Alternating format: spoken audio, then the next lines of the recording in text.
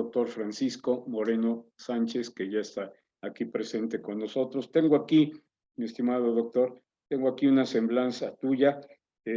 Voy a leer un poco de lo que nos hiciste favor de proporcionar, pero lo principal que quiero que nuestra amable audiencia sepa es que eres el especialista más connotado en salvar vidas de esta pandemia de COVID que tanto ha costado al mundo.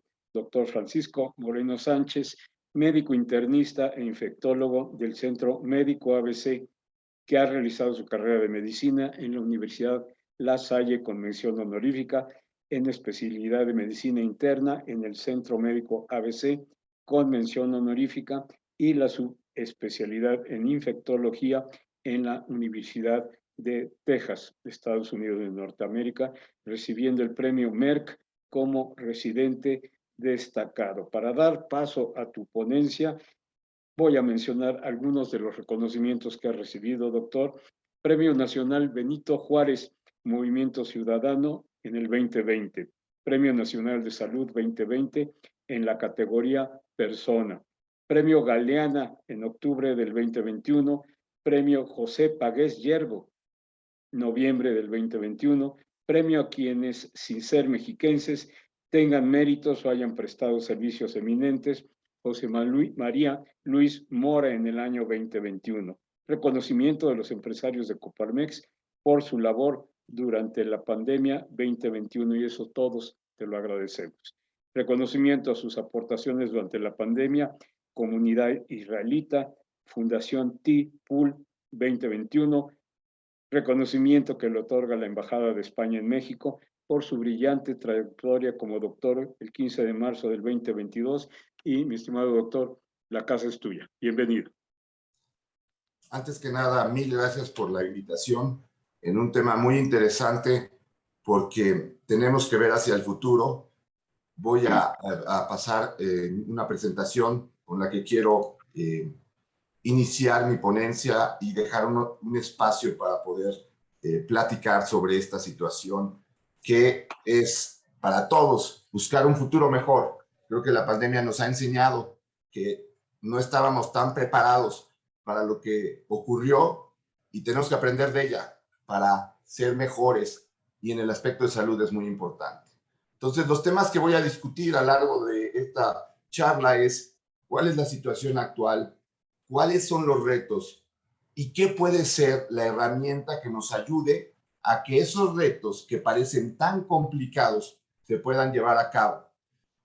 En cuanto a la situación actual, ¿qué tenemos?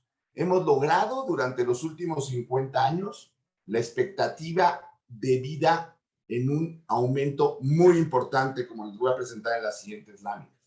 Pero eso ha tenido un costo físico, un costo económico y un costo social. ¿Por qué? Porque vivimos más, pero eso no quiere decir que vivamos bien. Después de cierto tiempo, la persona empieza a tener enfermedades crónico-degenerativas, enfermedades del sistema nervioso como demencia. Todo esto lleva a que la persona no pueda seguir teniendo un ingreso porque su capacidad de laborar disminuye, y también empieza a aumentar el costo de vivir, porque pareciera que vivir más significa que va a costar más lo que vivas. Y en esta gráfica pongo esto que ya se ha vuelto hasta un poco chusco, de que cuando te levantas ya a cierta edad, como un servidor, y dices, es que si no me duele nada, es que no estoy vivo. Tenemos que cambiar esto para el futuro. Ahora, es real. El ser humano estaba diseñado, su naturaleza, para vivir aproximadamente entre 40 y 50 años.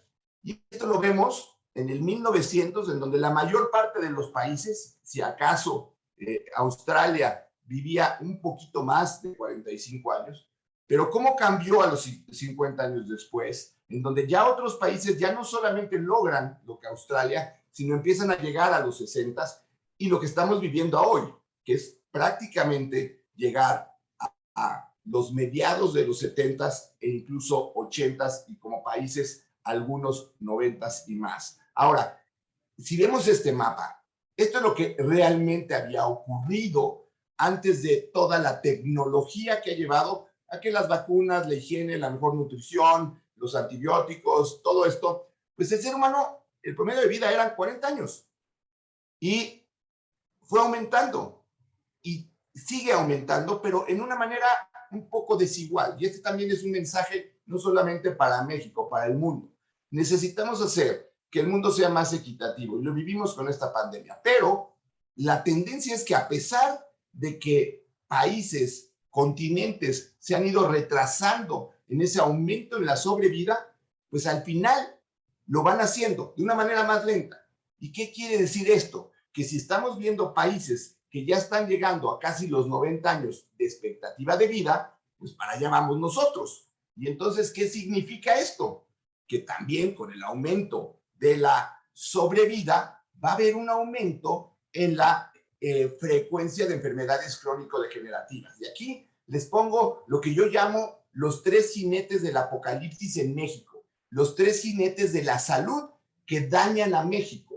El de arriba es diabetes, en donde ven el aumento en la prevalencia de la diabetes y el aumento en la mortalidad de diabetes. El de abajo es el aumento de la obesidad y el de aquí es la hipertensión. Y como ven, este es el grupo de edad y es el porcentaje de las personas que se van volviendo hipertensas. Entonces, en todos estos 3 aspectos nos lleva a la conclusión, ok, estamos viviendo más, pero entonces estamos desarrollando e incluso a etapas más tempranas enfermedades crónico-degenerativas que van a hacer que ese tiempo de vida que estás logrando aumentar no sea un tiempo de vida que puedas realmente ni disfrutar y muchas veces padecer. Tenemos que hacer que la persona que viva más logre vivir bien. Y evidentemente, al aumentar la sobrevida, también han venido aumentando los costos de vivir.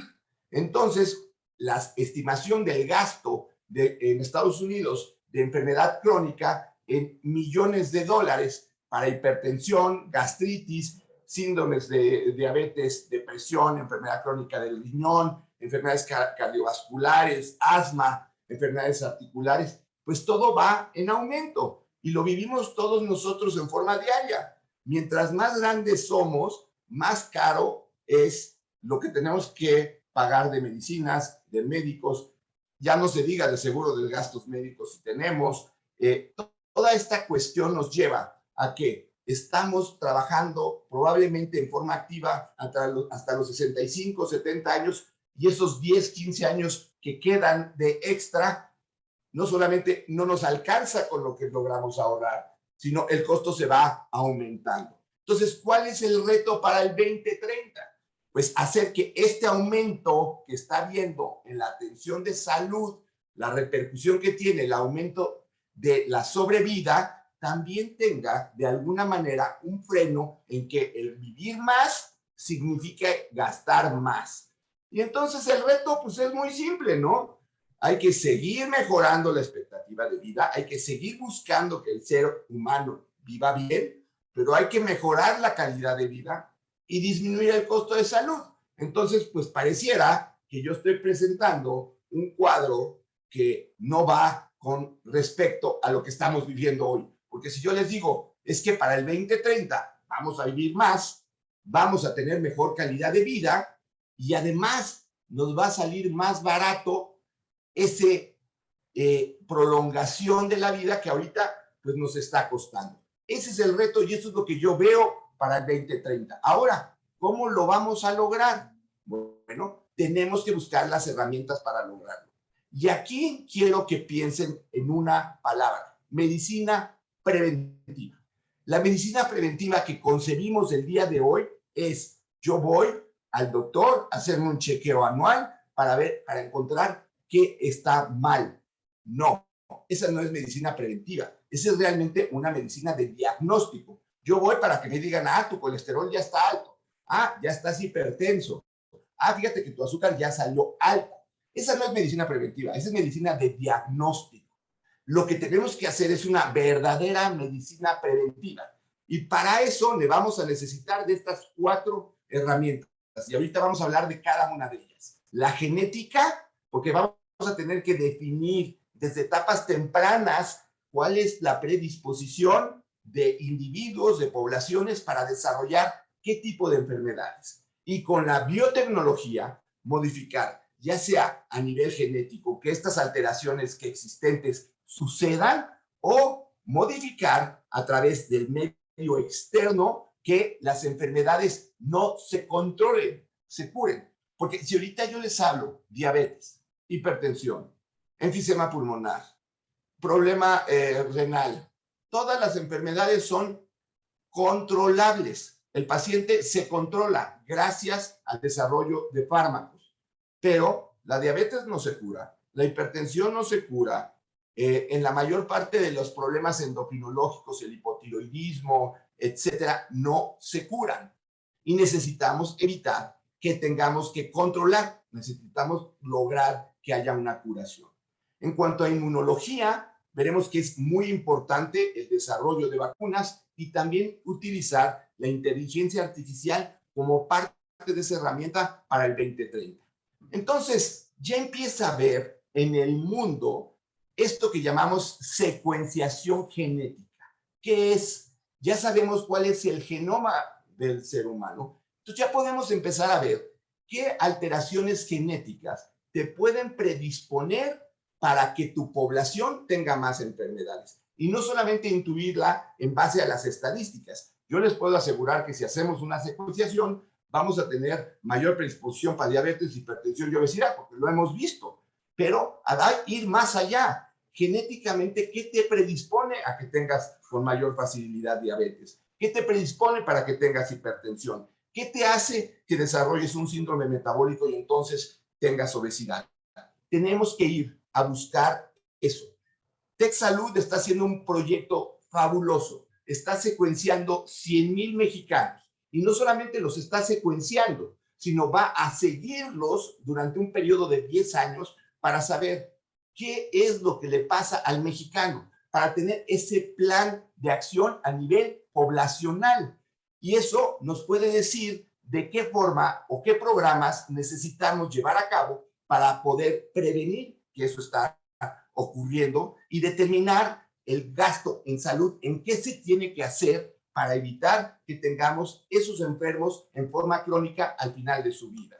También se está haciendo ya a nivel individual y es muy probable que en los próximos años, a la hora que nazca un bebé, además de hacerle su Apgar y decir nació y respiró bien, le hagamos un estudio genético para saber si la persona tiene en su estructura genética cambios que lo van a hacer mayor riesgo para que después tenga Alzheimer, mayor riesgo para que después tenga enfermedad cardíaca, mayor riesgo para que tener problemas de hipertensión arterial y que ese riesgo se conozca desde forma inicial y no esperar a que el paciente los presente para entonces abordarlos. Si nosotros hacemos un mapeo genético de la persona, entonces podemos saber, si tú te expones a esta situación, es probable que desarrolles artritis. O si tú tienes este problema de inmunidad, es probable que tengas mayor facilidad de tener este tipo de infecciones.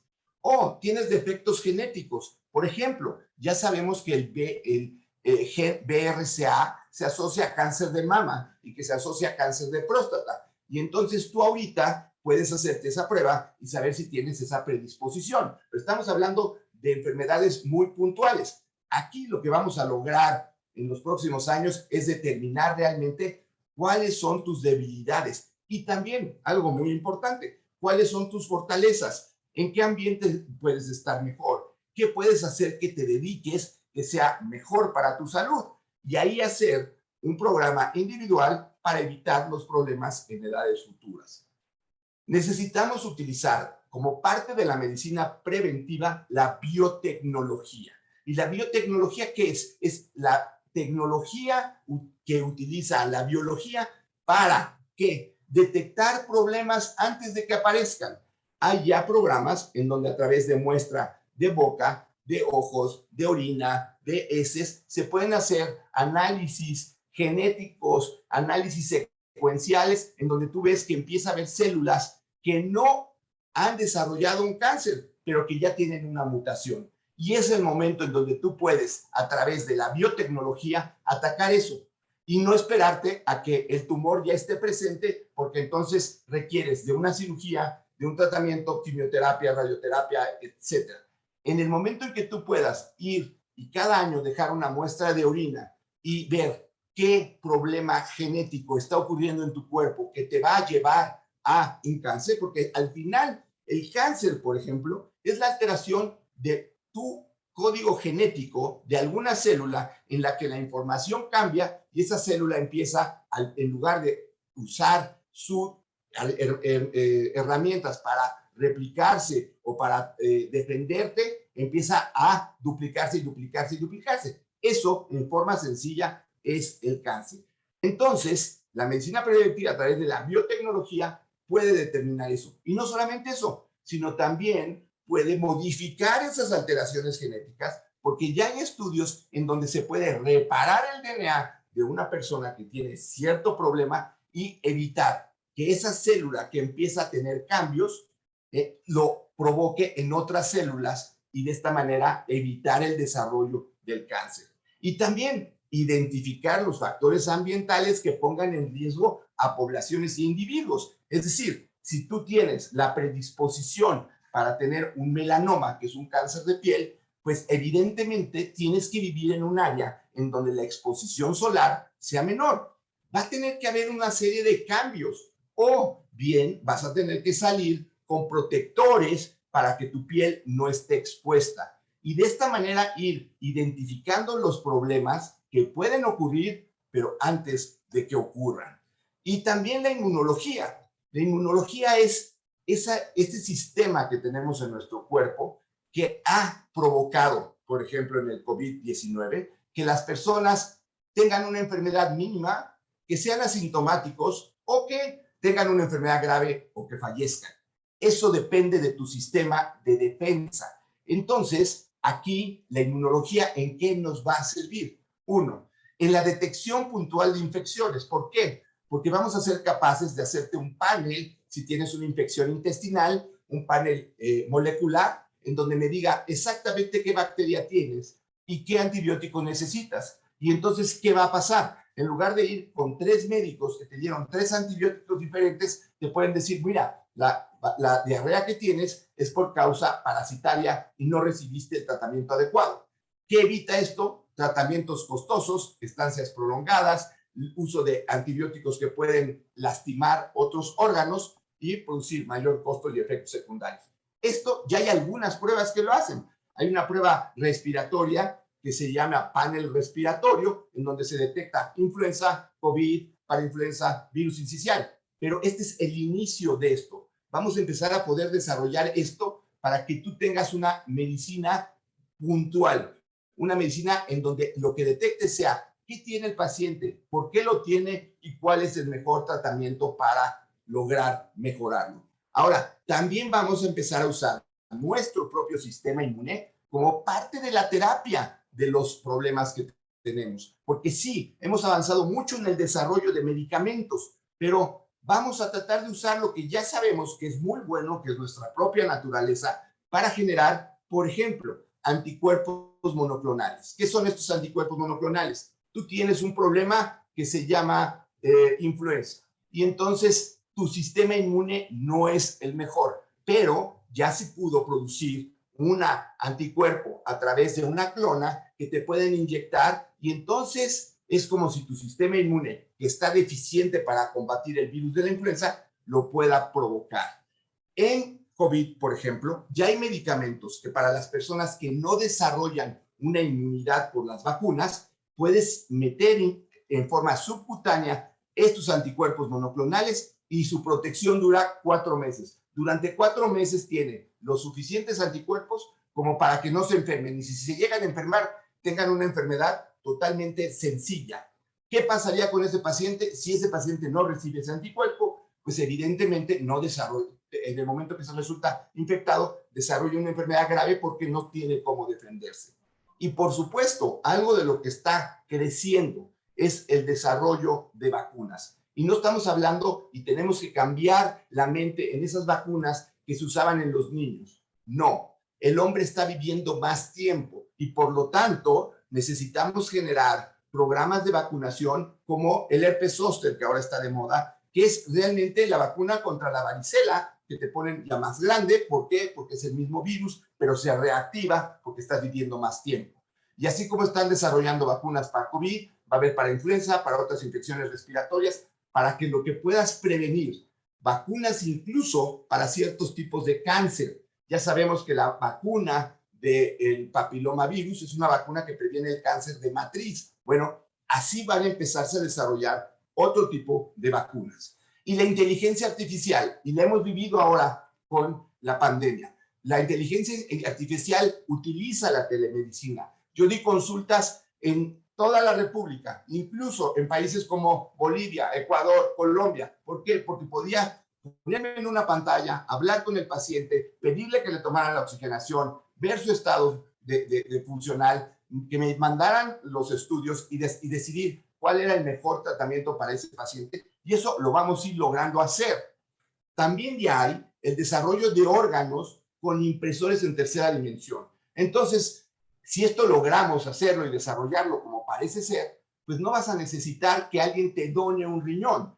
Va a haber el desarrollo de un riñón que te puedan implantar y que haga las funciones del riñón que ya no funcionaba, y no quitarle el riñón a otra persona para que esa persona en un futuro pudiera tener algún problema y entonces sí, le salvaste la vida a esta persona, pero entonces al final tenemos dos enfermos. Un diagnóstico puntual, es decir, el diagnóstico no debe de ser yo creo. El diagnóstico médico va a ser tú tienes. No es yo creo, no, es tú tienes esto. Las guías de evaluación y diagnóstico indican que tu tratamiento debe de ser este y no dejar a la medicina empírica, yo creo, yo pienso, yo he visto, tuve un paciente similar. No, aquí tenemos que tener guías claras para que la evaluación, el diagnóstico y el tratamiento sea el correcto. Si lo hacemos así, entonces vamos a evitar hacer una multitud de estudios innecesarios que disminuye el costo de los tratamientos. Y también utilizar la tecnología grupal. Un ejemplo ha sido COVID. Por ejemplo, las pruebas para PCR eran costosas. Entonces, ¿qué hicimos? Hicimos las famosas pruebas pool, en donde poníamos 10 muestras de PCR en un aparatito juntas y que actuaba como una sola prueba. Si la prueba salía negativa, quería decir que esos 10 individuos no tenían COVID. Si tenía uno, pues entonces tenías que hacer un chequeo para ver cuál era. Pero con eso logramos hacer pruebas grupales muy amplias con disminución de costos. Entonces, ¿cómo comparamos la medicina del presente con la medicina del futuro? Sí, hemos logrado que los pacientes con diabetes mellitus tengan un mejor control de su azúcar, pero eventualmente muchos de ellos tienen daño renal, daño vascular. Ahora, ¿hemos mejorado en qué? En que podemos ayudarle a que si su corazón está sufriendo de isquemia, le pongamos un stent. Le hemos podido aumentar la sobrevida de problemas de trasplante, entonces podemos dar o una sustitución renal a través de diálisis o a través de trasplante, pero todo eso que lleva a una disminución de la productividad, a tratamientos que controlan pero no curan la enfermedad, y estar tratando las complicaciones que van haciendo que el paciente pierda calidad de vida, capacidad de laborar y también una capacidad de su ingreso que mantuvo para lograr vivir esos años. La medicina del 2030 es detectar los factores genéticos que favorecen la predisposición a la diabetes, que modifiquen a través de la biotecnología o las alteraciones genéticas que están ocurriendo en esa persona, modifiquen esos factores ambientales que están haciendo que la persona tenga diabetes, y entonces lo que vamos a hacer es prevenir, porque ¿qué país es más eficiente? El país que tiene el desarrollo, la infraestructura para desarrollar 500 trasplantes de corazón al año. ¡Wow! tienen cirujanos cardiovasculares de lo mejor, tienen instalaciones de lo mejor. Pero, ¿qué queremos en el 2030? ¿Países que desarrollen tecnologías para 500 trasplantes del corazón o países que a través de la prevención no requieran ningún trasplante cardíaco? La medicina del futuro es la medicina preventiva. La medicina que estamos usando ahorita es la medicina curativa. Y entonces sí, en el 2030 vamos a vivir más, vamos a vivir bien, vamos a extender nuestro periodo de productividad, porque si tienes menos enfermedades crónicas degenerativas, puedes trabajar por mayor tiempo y también vas a disminuir el costo de la salud. No es un sueño, es una realidad que empieza hoy y que para el 2030 la vamos a vivir. Muchas gracias. Muchas gracias, mi estimado doctor Moreno. Creo que para resumir en 2 palabras todo lo que con toda autoridad nos has hecho favor de expresar, yo diría, las ciudades del futuro. ¿De qué sirve tener resuelta la movilidad? ¿De qué sirve tener cámaras de circuito cerrado de televisión? ¿De qué sirve tener el mejor sistema de iluminación, los mejores sistemas de transporte, etcétera, etcétera, si no tenemos salud? Cada uno de nosotros y todos en su conjunto. Nos encantó definitivamente lo que acabas de plantear. ¿Qué es mejor? ¿Un país o una ciudad que tenga solucionados 500 o 5,000 o 5 millones de trasplantes de corazón, o un país, una ciudad que no necesite un solo trasplante de corazón porque la gente vive sana? Definitivamente hay un factor que veo inmanente en tu planteamiento, que es la salud mental, el estrés. Esos 500 o 50 millones de trasplantes de corazón, el especialista eres tú, doctor, pero ¿qué tantos vienen de una situación de estrés extrema no controlada? Y esta pandemia, desde el inicio, nos dejó ver que nos iba a dejar más gente en la miseria económica y más gente trastornada mentalmente que personas que desgraciadamente hayan fallecido. Labores como la tuya nos enorgullecen definitivamente. Te hemos visto en escenarios y este no es un foro de intereses políticos, pero tú has tenido el planteamiento, la postura, los tamaños de ejercer tu juramento hipocrático frente a autoridades que no querían ver la realidad. Y lo estoy diciendo con el mayor profesionalismo y el mayor de los agradecimientos. Pido en este momento a nuestro presidente del IMSS, ingeniero Felipe Flores, unas palabras para el doctor Moreno. Doctor Moreno, de verdad un honor el haberlo escuchado y quiero decirle a nombre de todas esas personas que sufrieron horriblemente durante esta pandemia, darle las gracias por ese granito de arena que usted dio a esas familias. Es esperanza, algunas batallas se ganaron, algunas otras se perdieron, pero muchísimas gracias a nombre de todos los que usted ayudó y esperamos que siga haciéndolo. Es indudable que el IMSS se dedica a la cuestión de las ciudades, pero como bien dijo Javier, las ciudades están hechas para seres humanos, pero sin seres humanos sanos, pues de nada serviría tener las mejores ciudades. Entonces, le aseguro que de nuestra parte trabajaremos, yo creo, en 2 aspectos. Uno, el poder llevar toda esta información a la población, a la más que se pueda, pero también sensibilizar a autoridades y demás entes involucrados para poder llevar estas soluciones a toda la población, porque de nada serviría un instituto que solo estuviera viendo a un sector importante económico si no todos lo pueden alcanzar. Entonces, cuente con nosotros para llevar a cabo este mensaje y de verdad, de corazón, le agradezco su participación. Sabemos que su agenda es muy, muy, muy ocupada, pero de verdad nos sentimos muy honrados de haberlo tenido aquí y esperemos que no sea su última participación. Queremos invitarlo para sesiones futuras. Muchísimas gracias, doctor Moreno.